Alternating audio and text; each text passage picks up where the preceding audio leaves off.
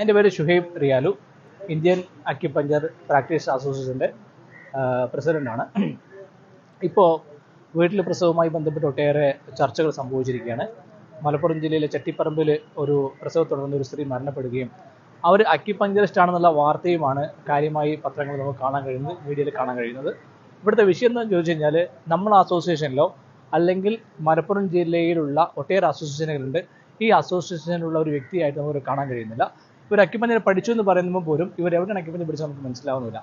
ഏതായാലും ഇവരെ എല്ലാവരും വാർത്ത കാണുന്ന പോലെ ഇവരെ 5ാമത്തെ പ്രസവം മരിച്ചു എന്നുള്ളതും 2 പ്രസവം ഹോസ്പിറ്റലായിരുന്നതും മറ്റു 2 പ്രസവം വീട്ടിലായിരുന്നുള്ളതും കാര്യങ്ങൾ മാത്രമേ നമുക്കറിയുള്ളൂ. ഈ പ്രസവത്തിൽ റിസ്ക്കോ അല്ലെങ്കിൽ ഈ പ്രസവത്തിൽ ചെയ്തതെന്ന് നമുക്കറിയില്ല. എന്നാൽ നമ്മളെ സംബന്ധിച്ച് വീട്ടിലെ പ്രസവം നമ്മൾ പ്രോത്സാഹിപ്പിക്കുന്നില്ല. വീട്ടിലെ പ്രസവം നമ്മളൊരിക്കലും എന്താ കാരണം എന്ന് ചോദിച്ചു കഴിഞ്ഞാൽ, വീടുകളിൽ പ്രസവം എടുക്കുന്നതിനെ പറ്റി BM ഹെഗ്ഡെ പോലെയുള്ള പ്രഗത്ഭരായ ഡോക്ടർമാർ അവരൊട്ടേറെ നിർദ്ദേശങ്ങൾ പറയുന്നുണ്ട്. ആ നിർദ്ദേശങ്ങൾ പാലിച്ചുകൊണ്ട് പ്രസവിക്കുന്നത് ഗുണകരമായിരിക്കുമെന്ന അഭിപ്രായമാണ് നമുക്ക് പറയാൻ കഴിയുള്ളൂ.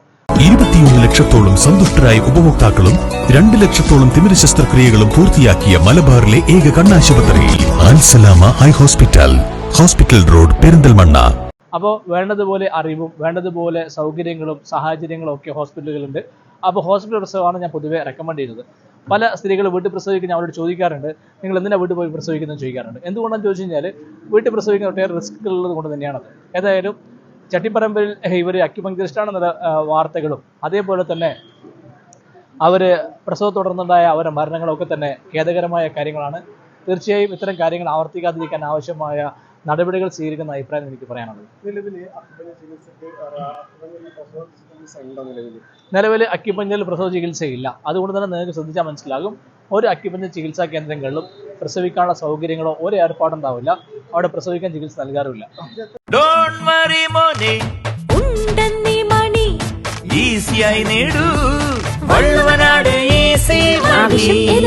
പണം ഞങ്ങൾ തരും. അക്യുപഞ്ചർ 8ലധികം അസോസിയേഷൻ ഉണ്ടാവും അല്ലേ? അത് നമുക്ക് ഇതാണ് ഒരു പ്രോബ്ലം. നമ്മൾ അനുഭവിക്കുന്ന പ്രശ്നം എന്താണെന്ന് ചോദിച്ചാൽ, ഇപ്പോൾ ഒരു മരണം ഉണ്ടായി, കേരളം മുഴുവൻ ഈ മരണത്തിന് അക്യുപഞ്ചർ പ്രസവത്തോടുള്ള മരണം എന്നുള്ള ഒരു പേര്, അക്യുപഞ്ചർ ചീത്തപ്പേര് കിട്ടിയ അവസ്ഥയിലാണ് ഇപ്പോൾ ഉള്ളത്. നമ്മൾ മനസ്സിലാക്കുന്നത്, അക്യുപഞ്ചർ ചികിത്സ എന്നുള്ളത് പ്രസവം എടുക്കാനുള്ള ചികിത്സ അല്ല, പൊതുവെ ആരോഗ്യ പ്രശ്നങ്ങളുടെ ചികിത്സയാണ്. അപ്പോൾ ഈ ഒരു അർത്ഥത്തിൽ അക്യുപഞ്ചർ പ്രയോജനപ്പെടുത്താൻ കഴിയും. ഒരിക്കലും അക്യുപഞ്ചർ ചികിത്സാ കേന്ദ്രങ്ങളിൽ പ്രസവ സൗകര്യങ്ങളോ ഏർപ്പാടുകളോ ഒന്നും ഉണ്ടാവാറില്ല. പിന്നെ ഇത്തരത്തിലുള്ള ഈ ജനങ്ങൾ കൂടുതലായിട്ട് വരുന്നുണ്ടോ, ജനങ്ങൾ അക്യുപഞ്ചർ ചികിത്സയിലേക്ക് ആളുകൾ കൂടുതൽ കടന്നു വരുന്നുണ്ടോ അതോ കുറഞ്ഞു വരികയാണോ ഒരു കാലഘട്ടത്തിൽ? പൊതുവെ അക്യുപഞ്ചർ ചികിത്സക്ക് ആദ്യത്തേക്കാൾ ആളുകൾ ആകർഷിക്കുകയാണ് ചെയ്യുന്നത്. അത് എന്തുകൊണ്ടാണെന്ന് ചോദിച്ചാൽ, ചിലവ് കുറവാണ്, മരുന്നില്ലാതെ രോഗം സുഖപ്പെടുന്നുണ്ട്, അതുപോലെ തന്നെ വളരെ ലളിതമായ ഒരു ആപ്ലിക്കേഷനാണ് ചികിത്സ സംഭവിക്കുന്നത്. അപ്പോൾ റിസ്ക് ഇല്ല എന്നുള്ള ഒരു സൽപ്പേര് അക്യുപഞ്ചർ ചികിത്സക്ക് എന്തായാലും.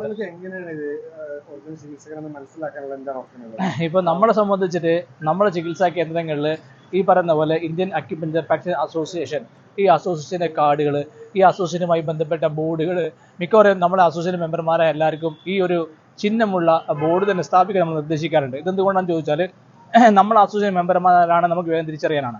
എന്നാൽ നമ്മൾ അസോസിയേഷൻ കൂടാതെ നേരത്തെ പറഞ്ഞത് വേറൊരുപാട് അസോസിയേഷനുകളുണ്ട്.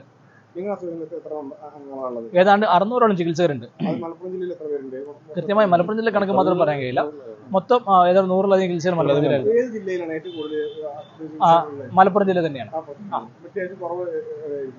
ഏറ്റവും കുറവ് എനിക്കൊന്ന് പത്തനംതിട്ട ജില്ലയെന്ന് തോന്നുന്നു. Okay, thank you.